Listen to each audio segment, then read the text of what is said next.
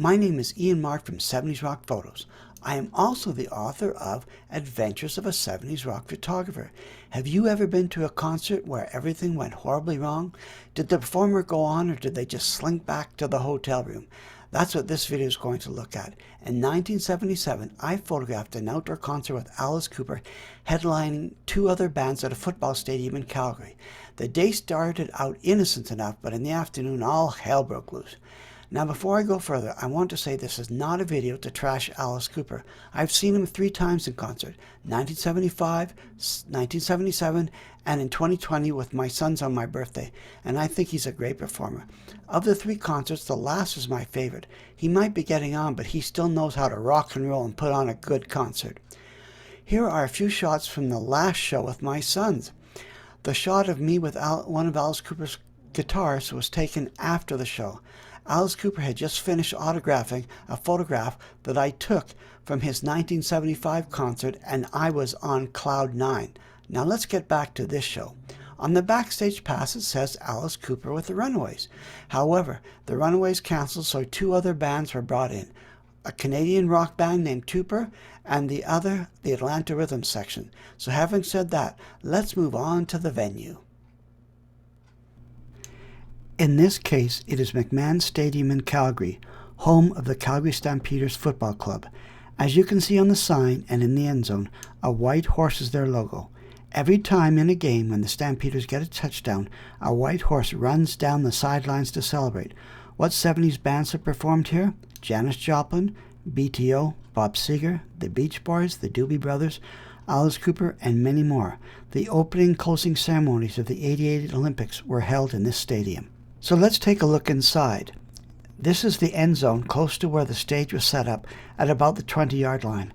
I'm guessing there was maybe 15,000 people attending this concert. There were people on the field as well as in the stands. The stage had no covering, just a simple platform with speakers towering high on either side.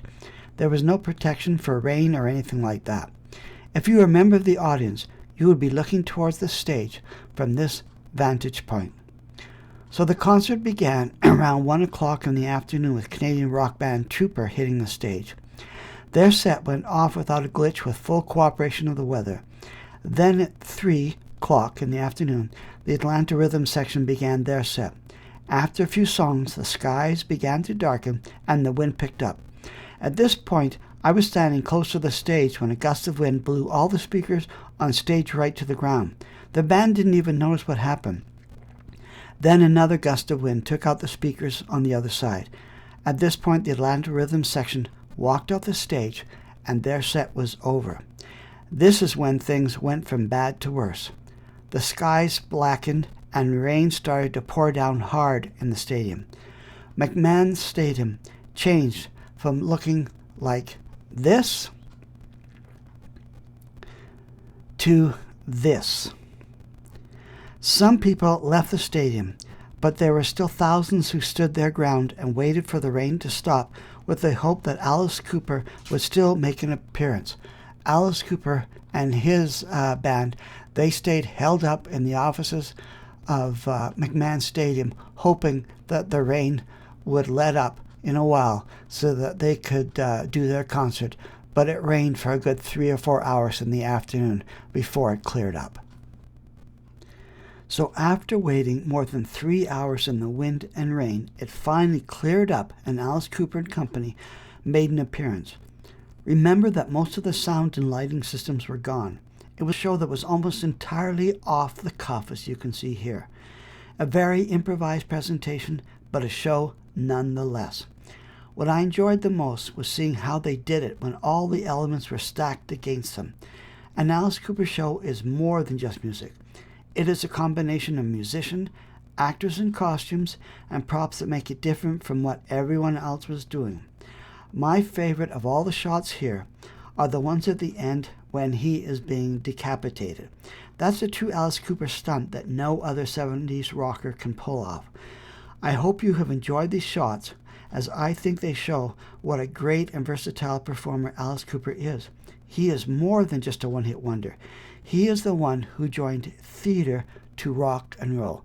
I remember when this concert was over, somebody from his organization came out to me and asked me if I could give them a few shots or a roll of film that might have shots from this concert, because they knew that it was different from any other performance that Alice Cooper had done. I hope you enjoyed watching this video. I thought it'd be appropriate to end it with a few shots of BTO and Bob Seger, who I photographed on the same night in August 1975 at McMahon Stadium. Many of my photographs and my book, Adventures of a 70s Rock Photographer, can be purchased from my 70s Rock Photo store on Etsy or Amazon or 70srockphotos.com. Rock on!